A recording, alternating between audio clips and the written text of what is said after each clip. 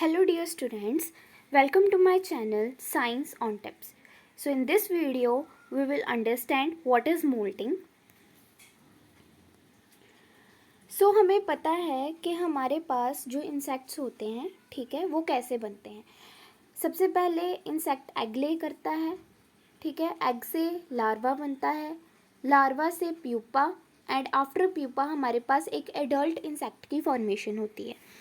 तो ये जो हमारे पास सारी स्टेजेस हैं, ठीक है, इन स्टेजेस के बीच में मोल्टिंग का प्रोसेस होता है जिसकी वजह से इसके अंदर चेंजेस आते हैं और एक एग से लार्वा बनता है, लार्वा से प्यूपा एंड प्यूपा से एक एडल्ट की फॉर्मेशन हो जाती है, ठीक है.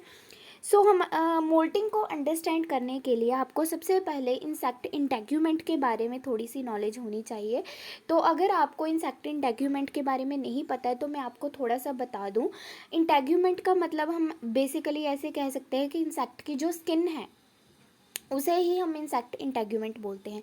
सो जो इंसेक्ट की स्किन होती है, ठीक है, उसमें 3 पार्ट्स होते हैं, ठीक है. सबसे पहला हमारे पास जो इंसेक्ट की स्किन का पार्ट होता है, ठीक है, वो होता है क्यूटिकल. वो सबसे अपर लेयर होती है, ठीक है. ये क्यूटिकल है, ये सबसे अपर लेयर है, ठीक है. क्यूटिकल के नीचे हमारे पास आ जाता है एपिडर्मिस.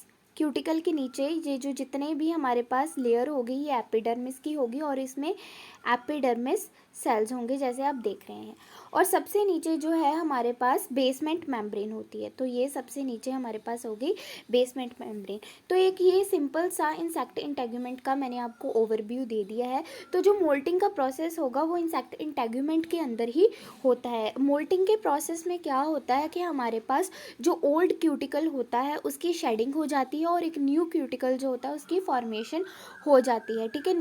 और एक जो इंसेक्ट होता है उसकी लाइफ में एक बार नहीं काफ़ी बार मोल्टिंग होती है, ठीक है. मैं अगर आपको एक सिंपल सी एग्जांपल दूं, जैसे सांप होता है, ठीक है.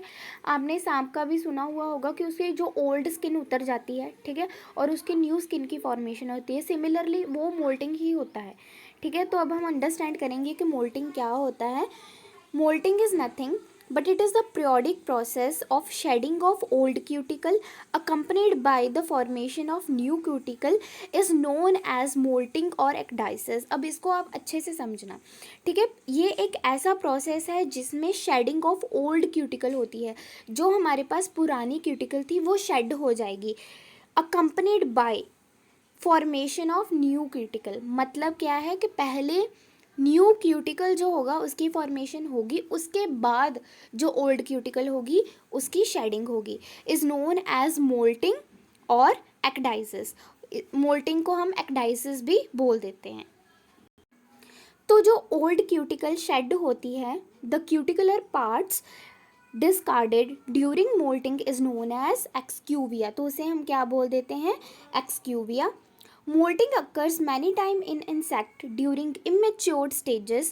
Immature stages कौन सी होगी, एग्स, लार्वा, प्यूपा. ये एक immature stage है और जो adult है वो एक mature stage है, ठीक है.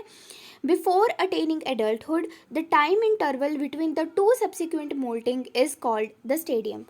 तो जो हमारे पास दो मोल्टिंग के बीच में टाइम होता है कि ये हमारे पास फर्स्ट मोल्टिंग है, ठीक है, और ये हमारे पास सेकंड मोल्टिंग है, ठीक है. इन दोनों के बीच में जो टाइम इंटरवल होता है उसे हम क्या बोलते हैं, स्टेडियम बोलते हैं. अगर आपको ये नोट्स चाहिए, इन नोट्स की पीडीएफ चाहिए तो लिंक मैं आपको अपना जो है डिस्क्रिप्शन में अपनी ईमेल दे दूँगी. तो आप मुझे वहाँ पे मेल कर देना तो मैं आपको वो सेंड कर दूँगी, ठीक है. उसके बाद अब हम देखेंगे कि स्टेप्स क्या हैं मोल्टिंग के. तो जब भी मोल्टिंग होनी होती है, ठीक है, सबसे पहले एक इंसेक्ट के अंदर बिहेवियरल चेंजेस आते हैं. मतलब क्या होता है कि उसका जो बिहेव है वो चेंज होना शुरू हो जाता है, ठीक है. वो खाना पीना छोड़ देता है, वो चुपचाप सा रहता है. So larva stops feeding and become inactive. Larva खाना पीना छोड़ देता है और इनएक्टिव हो जाता है.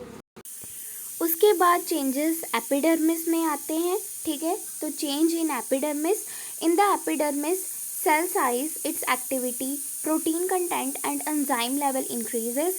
Cell divide mitotically and increase the tension which results in loosening of the cells of cuticle. अब इसे हम समझ लेते हैं. अब इसमें हमारे पास क्या होता है, जो एपिडर्मिस होता है, ठीक है, वो एक लेयर होती है, ठीक है, एपिडर्मिस लेयर होती है. मान लो ये एपिडर्मिस लेयर है और ये हमारे एपिडर्मल सेल्स हैं। तो सबसे पहले एपिडर्मिस में चेंजेस आएंगे, मतलब कि इसके जो सेल्स हैं वो एक्टिव हो जाएंगे, इनका जो प्रोटीन कंटेंट है वो इंक्रीज़ हो जाएगा, जो एंजाइम लेवल है वो भी इंक्रीज़ हो जाएगा। ठीक है, सेल जो है वो माइटोटिकली डिवाइड करेंगे, बहुत तेज़ी से डिवाइड करना शुरू होंगे और इनके बीच में एक टेंशन क्रिएट हो जाएगी, जिसकी वजह से ये सेल्स जो हैं वो लूज़ हो जाएंगे, क्योंकि इसके ऊपर क्यूटिकल था, ये क्यूटिकल है और इसके नीचे बेसमेंट मेम्ब्रेन है। इनकी एक्टिविटी के इंक्रीज़ होने की वजह से, ठीक है, इनके इस यहाँ पे जो क्यूटिकल है और जो एपिडर्मल लेयर है यहाँ पे टेंशन क्रिएट होगी, जिसकी वजह से ये सेल्स लूज़ होंगे और उससे जो है डिटैच होना स्टार्ट हो जाएंगे। सो थर्ड स्टेप क्या होगा, उसमें डिटैचमेंट हो जाएगी। सो उस प्रोसेस को हम एओलाइसिस बोलते हैं, detachment of cuticle from epidermis. जो क्यूटिकल है वो एपिडर्मिस से डिटैच हो जाएगा और जब उसके बीच में डिटैचमेंट होगी, मतलब कि यहाँ पे डिटैचमेंट हो गई है, ठीक है, सो यहाँ पे जब डिटैचमेंट होगी तो इसके बीच में एक सब क्यूटिकल लेयर जो है उसकी फॉर्मेशन होगी। तो ये हमारे पास एपिडर्मल लेयर है, ये हमारे पास क्यूटिकल है और इसके बीच में ये एक एरिया बच जाएगा। ठीक है, ये एक स्पेस क्रिएट हो जाएगी। तो इस स्पेस को हम क्या बोलेंगे, सब क्यूटिकुलर स्पेस। जैसे आप इस डायग्राम में देख सकते हो, ये हमारा क्यूटिकल है, ये एपिडर्मल सेल्स हैं और नीचे हमारे पास बेसमेंट मेम्ब्रेन है। जो क्यूटिकल होता है उसके भी 3 पार्ट्स होते हैं, एपीक्यूटिकल, एक्सोक्यूटिकल एंड एंडोक्यूटिकल। एपीक्यूटिकल आउटर वाला क्यूटिकल होता है और एक्सो और एंडोक्यूटिकल को हम कलेक्टिवली प्रोक्यूटिकल भी बोल देते हैं। तो ये हमारे पास एपिडर्मल सेल्स हैं और नीचे बेसमेंट मेम्ब्रेन है। जब मोल्टिंग का प्रोसेस स्टार्ट होता है, ठीक है, तब क्या होता है, ये हमारे पास क्यूटिकल है, ठीक है, ये ऊपर रह जाएगा, ये यहाँ पर एक सब क्यूटिकुलर स्पेस क्रिएट हो जाएगी और नीचे यहाँ पर एपिडर्मल सेल्स हैं। एपिडर्मल सेल्स जो हैं वो इस क्यूटिकल से अलग हो जाएंगे और बीच में एक सब क्यूटिकुलर स्पेस क्रिएट हो जाएगी। ठीक है, अब उससे नेक्स्ट स्टेप क्या होता है, secretion of molting gel in subcuticular space in which is rich in chitinase and protein। ये जो सबक्यूटिकुलर स्पेस है हमारे पास, ठीक है, यहाँ पर एक मोल्टिंग जेल रिलीज होना स्टार्ट हो जाती है, ठीक है, जो कि एंजाइम्स में रिच होती है, उसमें बहुत सारे एंजाइम होते हैं, ठीक है, वो एंजाइम्स नीडेड होते हैं for the digestion of the old cuticle. Next step क्या होता है, न्यू एपिक्यूटिकल फॉर्मेशन। अब हमारी ओल्ड क्यूटिकल से हमारे एपिडर्मल सेल्स जो हैं वो अलग हो चुके हैं और एपिडर्मल सेल्स से अब न्यू क्यूटिकल की फॉर्मेशन होना स्टार्ट होगी। तो न्यू क्यूटिकल में सबसे पहले एपिक्यूटिकल की फॉर्मेशन होती है। So new epicuticle formation, lipoprotein is laid over the epidermis. So जो एपिक्यूटिकल होती है वो लिपोप्रोटीन से बनी हुई होती है, तो इसलिए लिपोप्रोटीन की एक लेयर जो है एपिडर्मिस के ऊपर बननी स्टार्ट हो जाती है।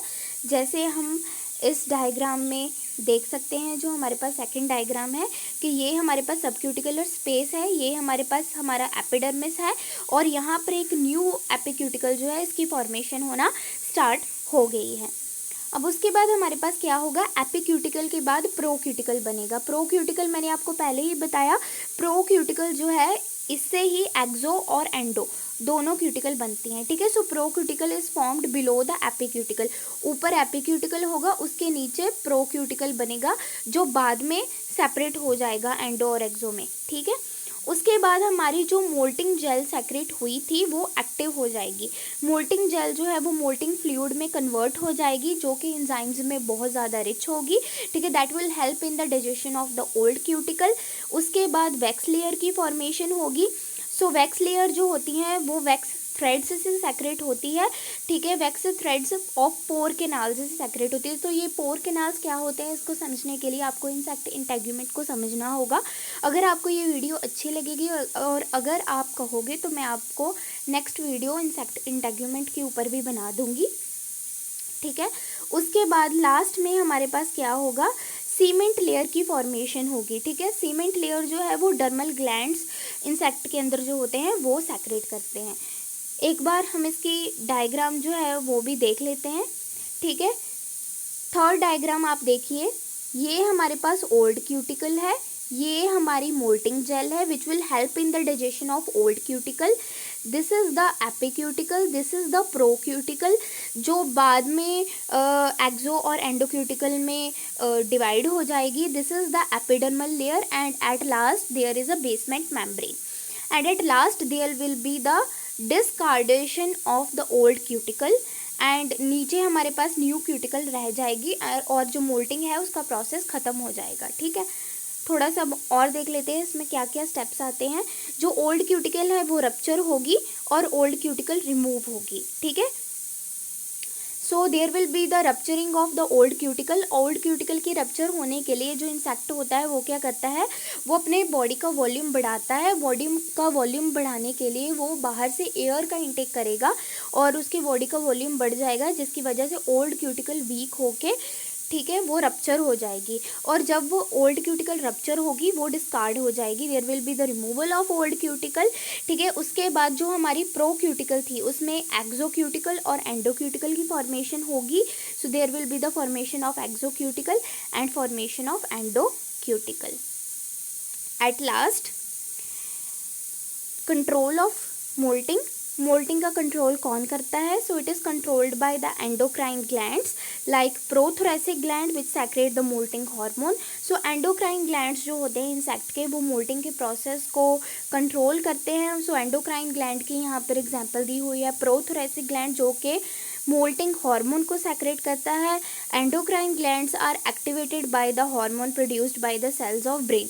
सो एंडोक्राइन ग्लैंड तब एक्टिवेट होते हैं जब हार्मोन्स प्रोड्यूस होते हैं by the brain.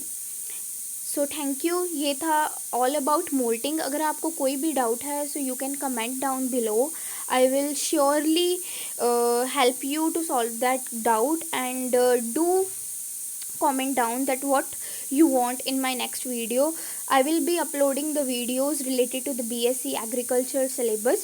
So if you want the PDF of this entire notes, then I will put my email in the description box. Do mail me and I will send you the notes. So till then, bye bye, have a nice day and thanks a lot for watching my video.